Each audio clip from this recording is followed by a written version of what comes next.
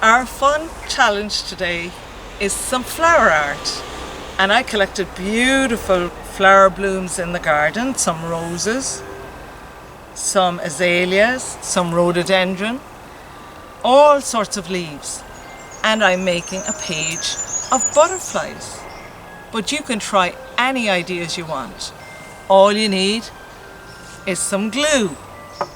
Perhaps in your flower art you'd like to make a snail. And you can put a beautiful rose as the snail's house. If you've got a particularly big snail, you might like to put two. I think that snail will have a very pretty house. Enjoy making some flower art this week with all of the beautiful blooms of summer.